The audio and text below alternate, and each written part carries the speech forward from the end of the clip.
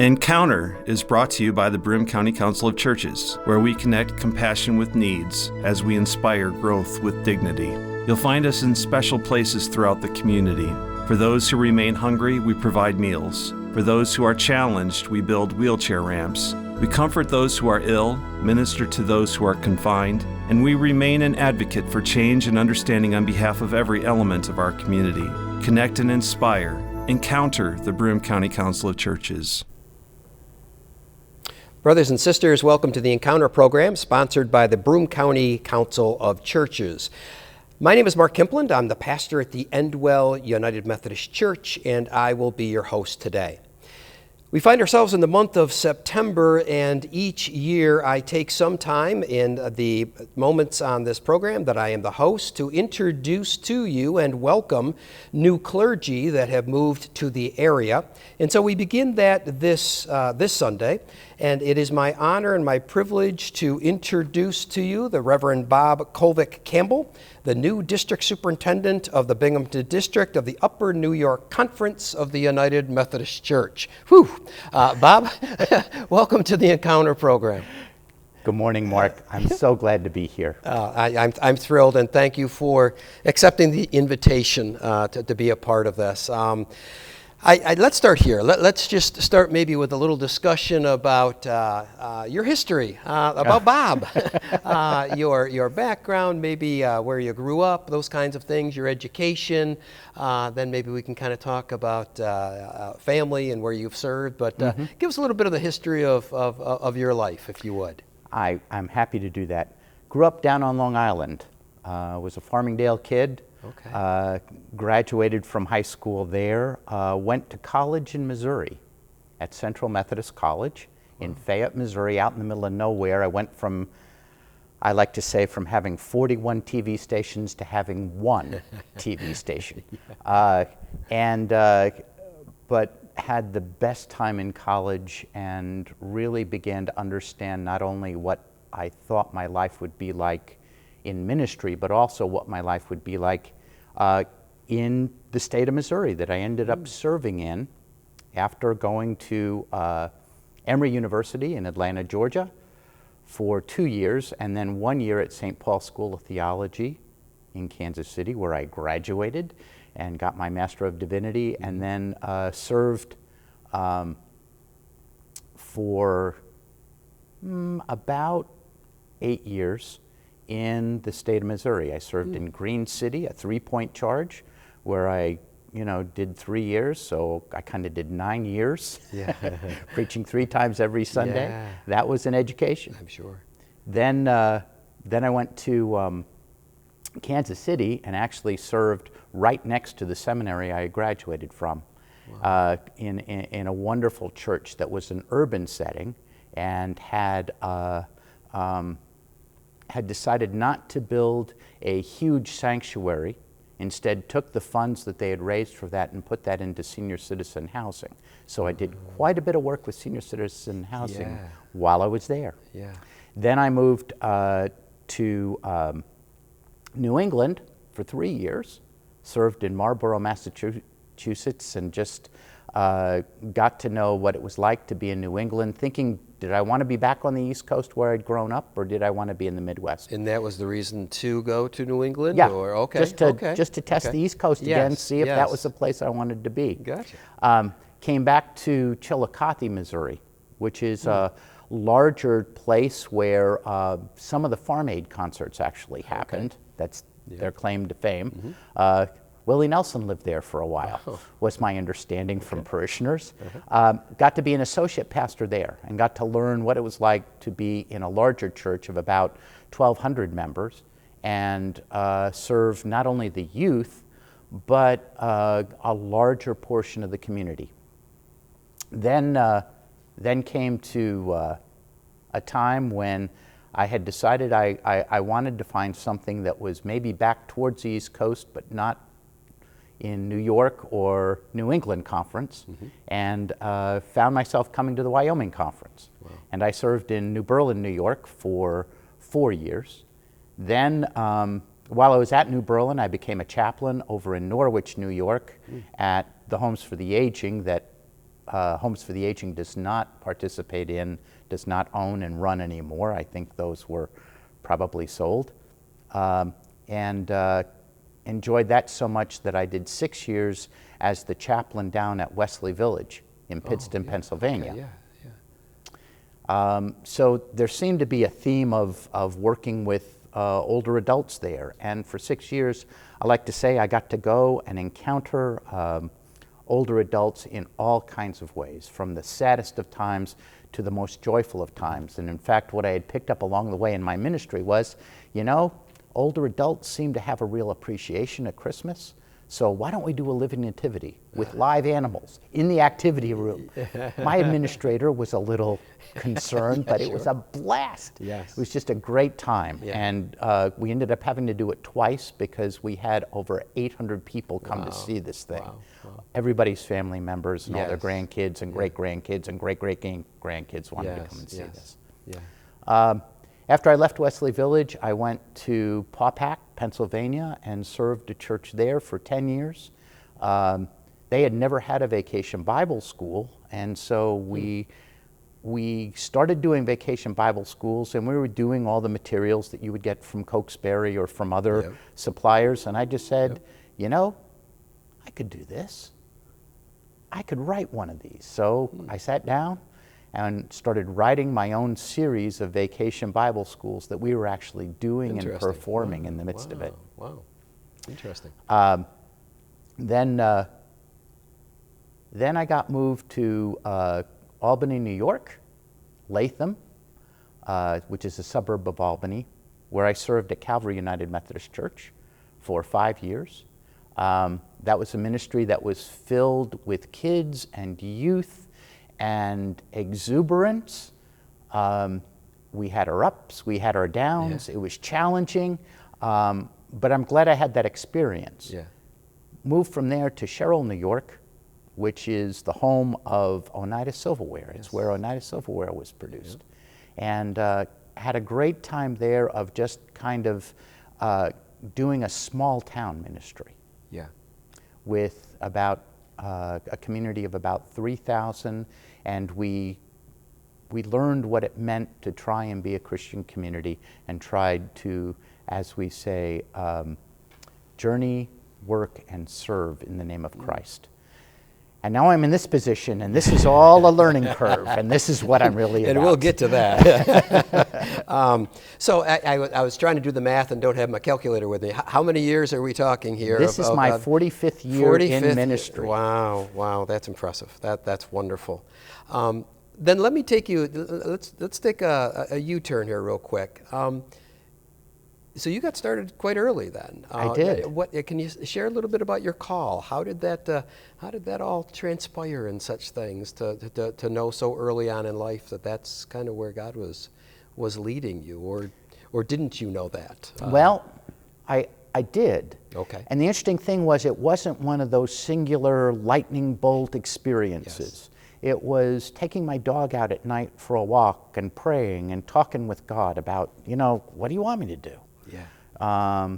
It was about hearing and listening and participating in ministries at church that really gave me a sense of fulfillment. And then asking the question in prayer, God, is this what you want me to do? And throughout all those experiences, the words that came back to me, not necessarily words, but more of feeling and a sense of, yes, you are where I need you to be. And so with that in mind, I made a commitment at 15 and said, I'm ready to do this work. Wow. And to be about this person that you are calling, which is why I think I like to be called Bob and not Reverend or DS or any of the titles that we want to throw at that, because God didn't call a DS or a Reverend. God called me and has really helped me to see and to work through what I need to be the leader that I think God wants me to be and that Jesus wants me to be. Yeah. And that walking each day in that is how I do that. A lot of people want to say, you know, they're called for life. My feet hit the morning and it's like, God, what do you got for me today? Right. It's not about necessarily a call that hasn't changed over the years, because it very much has. Yeah. When I did the chaplaincy at Wesley Village, I was like, you know, is this where you really want me? And the response was yes, and there was a real thriving ministry that came out of that. Yeah. So, that's awesome. Friends, our guest this morning is the Reverend Bob Kolvick-Campbell, the new district superintendent of the Binghamton district. Let me ask you, in the decades of service and ministry that you have, how have those experiences shaped your theology? I mean, I know in my situation that it's constantly emerging and constantly changing and but at the same time, there's foundations there from which that goes. Can you just shed a little light on that? How is from all of those experiences you just shared, how has that shaped your theology, and in what ways? Well, I think the first response I would make to that is, God ain't finished with me yet. Yeah. I'm continued to be worked upon. I'm continued to read new things, to have new ideas come to light. I never entered into this thinking that I had to have it all figured out, but that I could have a piece of it. So, I mean, the foundations are, I think, what I would term, I love the fact that our United Methodist hymnal doesn't have a single creed, but if I had to point to a single creed, I would point to those portions of the Apostles' Creed. You know, I believe in Jesus, I believe in God, I believe in the Holy Spirit, I believe Jesus rose from the dead. All of those things, I think, have stayed foundational. Right. What's changed is, for instance, I was in seminary in Kansas City. I was also serving in Green City, which is about 150 miles from Kansas City. So I had to drive there every week. Wow. The Monday after Easter, I had to drive down there, and I thought I was taking a shortcut. Word about a shortcut in Missouri. They don't work. I ended up in the middle of a mud field, had to take off my shoes and socks and walk through the mud field in a full suit because we were going to go out to dinner that night to celebrate Easter, a bunch of students. And it was just, that was awful. But I got to the end and I'm looking at my car out in the middle of this mud field going, how am I going to get that out of there? So I went to the first door I could find, knocked on it, nobody home, empty house. Went to another door, knocked on it, and I saw Jesus that day. But Jesus wasn't in the form of a guy with long flowing curls and a beard. He was a guy with a cigarette hanging out of his mouth, a plaid shirt, and he said, you're stuck, let's get you out of there. Yeah. Person of Jesus suddenly became the face of so many people who I'd imagined. That was a new learning for me. Yes. To find Jesus in others who might not fit who I thought Jesus might be. Yes. And that stayed with me. Yeah. There's other things, but I think that example maybe summarizes it. And with each person and each relationship and each conversation, that understanding or theology, whatever, spiritual discernment, whatever it is, kind of changes and enhances our who we are. Yeah. Exactly. Yeah, that's. And then you got a call from our bishop. Can we go back to that moment? Oh, What that was like, and what your first impression at first blush was as you hung up that phone that brings you to the spot right now. Let me set the scene. We were down in New York City. It was the week between Christmas and New Year's, and we would typically go down there to go to a Broadway show. This particular year, we had wonderful tickets to a great Broadway show that closed that week due to COVID. But we also had tickets to go see a Van Gogh exhibit, and we were really excited about doing that because that Van Gogh exhibit is really unique. It's an immersive experience where you get to be inside the paintings. And so we went and did that. Came home the next night and stayed with my son, who currently lives in Beacon, right on the Hudson River, and spent the night there. And he had taken care of our dog during the day. And he really wanted to show my wife and daughter an indoor flea market. And I thought, great, you guys go. I'm just going to sit with the dog in the car and before we head home, and I'm just going to have an easy morning, not have to think about anything, kind of just enjoy the fact that it's the holiday and that I can kind of relax and enjoy. And dog and I are just sitting there, and the phone rings, and it's the bishop. And I don't want to say he turned my world upside down, but suddenly he had me thinking. He just started right in. Bob, this is Bishop Webb. Hope you're having a good day. Hope you're having a good holiday. I'm calling to invite you to think about, journey with me a little bit and see if there is a call in your life about being a district superintendent. Well, my jaws dropped, and I just didn't know what to make of it. And we talked quite a bit over the phone, and we had set up a meeting for the following week. And I remember going to the flea market and finding my wife and daughter and son and saying, I don't know what to tell you, but I think our life's about to change again. And my wife's like, what are you talking about? We're just at a flea market. That's right. And so we shared, and that then led to about a week of discernment and prayer. And by the end of the next week, I don't want to say there was little doubt in my mind. There's still doubt now as to what I'm about. But I think there was a sense of God's presence leading me to say yes after the call had been made. Yeah. Friends, our guest this morning is the Reverend Bob Kolvick-Campbell, the new district superintendent of the Binghamton district. I think I know the answer to this, and probably most of our viewers and listeners would know the answer to this. But I'd like to hear it from you in your perspective. You've been here a month or so, or two. What is your understanding or discerning your present situation in this role? What are your feelings? What takes up your day now? How are you adjusting to going from pastoral ministry to this position right now? What's going on in your mind and your spirit now? Well, after 45 years of preaching basically every Sunday except for vacations, I took a break from that, just to kind of get my bearings.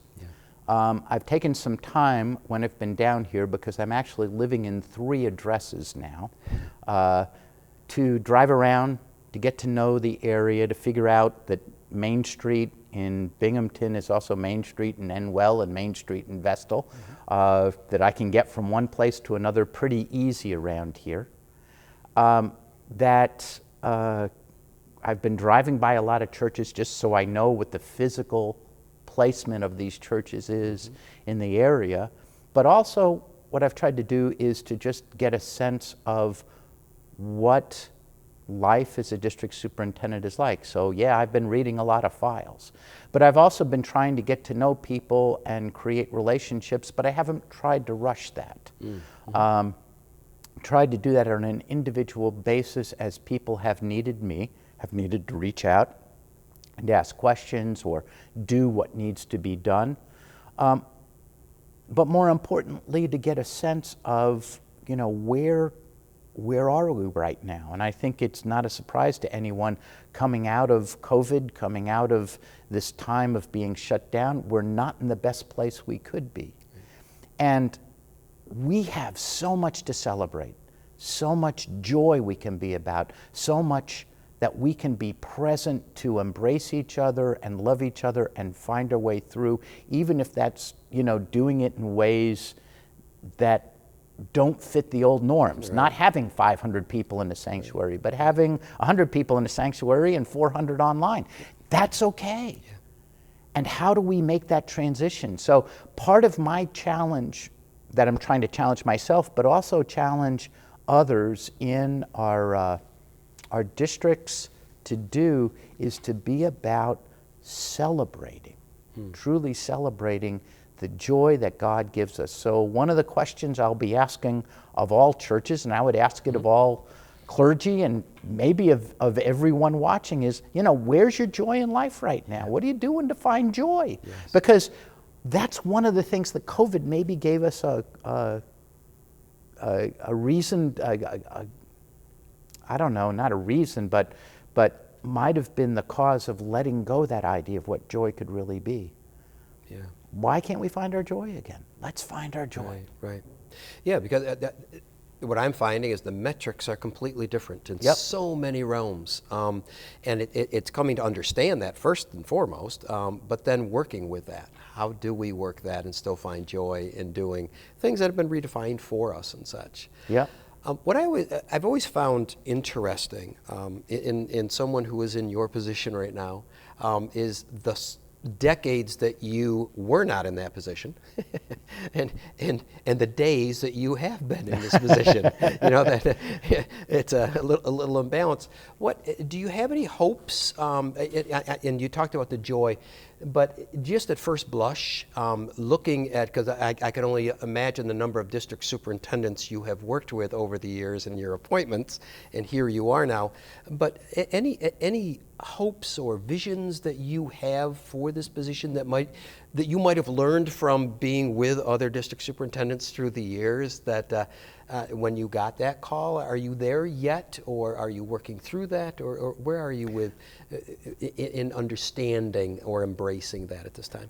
I think I'll be working through that most of my time. Yes. I don't think it's a one-off answer. Let me just say that. Much of what superintendents gave me, I don't think is as relevant as it was, because the role of superintendent has changed. Yes. Now we're seen as missional strategists for the local church as primary, along with supporting clergy so that they can be the missional strategists that we believe God in Christ Jesus has called them to be. So if I've got any goal, it's really to be about that. I think one of the things that one of my colleagues, Kip Stratton, continues to call me to is not to lose my smile, not to get so caught up in the business, not to get so caught up in the work that I necessarily lose myself. And so that's the challenge I've given myself, and I would also put that on every clergy. Sure. We've come to a time where we've worked our just unbelievably to try and keep things together. Now it's time to rest some and figure out those new metrics, which are completely different and might be metrics that fit the way the church has been. Sometimes we get this idea that the church should be the way it was in the 50s, 60s, or 70s. The good old days. Yes. That's right. Yeah. The problem is that those good old days, that wasn't the way the church was back in the 1700s, 1800s, or 1900s. That's right. We really did most of what we did with far less in those days than we did in the 50s, 60s, and 70s. Yes. So maybe we find that adaptation and can move in a new way with Jesus. That's my hope. Yeah. I remember several weeks ago, sharing my kind of exhaustion, with the COVID and being in an area of the world where it's the norm for churches not to grow, and on the heels of an impending schism. Mm-hmm. Wouldn't you love to be me? Those kinds of things. So I was having my own personal pity party. But let's talk about that. I mean, these are such challenging times on the heels of COVID, we hope, but in the entrance of a new redefinition of United Methodist Church and all of that. What wisdom could you share with our listeners or viewers or churches, our laity and such things, as we kind of make our way up to that point in 2024? I guess that's when it's going to all emerge. But are there thoughts or discernment or anything that you can share with us that as to where you find the church in moving forward, knowing almost the inevitable? Yes. Well, first thing is to treat it not so much as inevitable, but as where we are. And where we are is in a time of great change.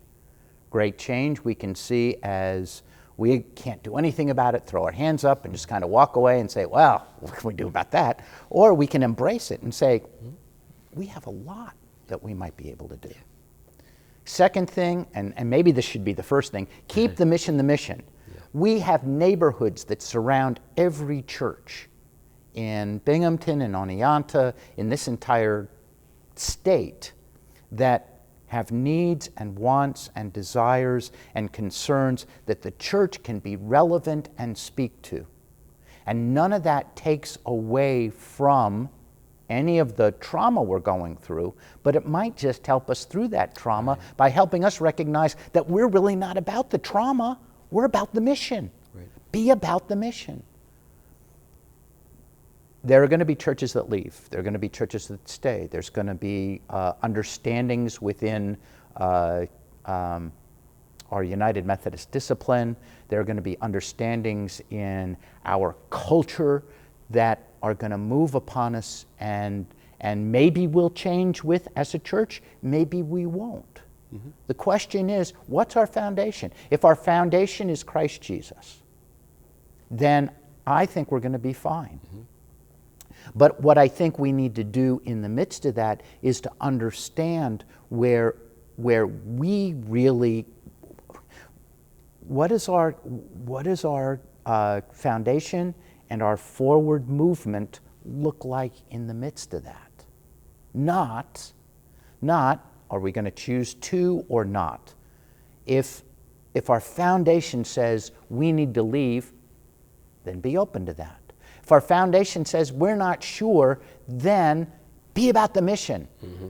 Be about something that matters. Don't be making choices because the grass is always greener or something like that. Yes, yeah. This is unlike any time I know that I've had in my ministry, as I'm sure it is with you and such. But with that comes wonderful opportunity. Absolutely.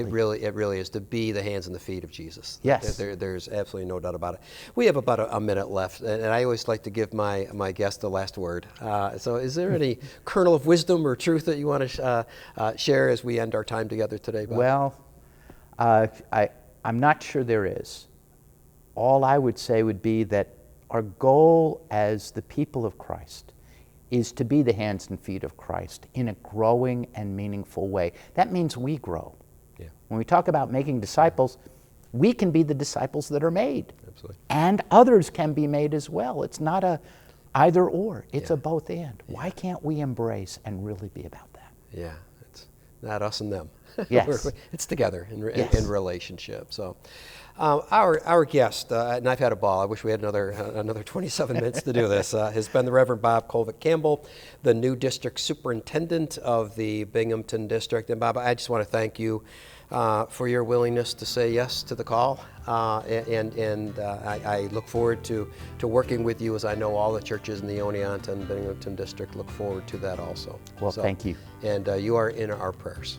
Thank you so very, very much. Friends, I want to thank you for taking this time to be with us this morning as we all challenge ourselves to grow as children of God as we go through these difficult times, but times that are a blessing of opportunity to be the face and the hands of Jesus. So have a wonderful day. Have a wonderful week as we bless and become a blessing to others.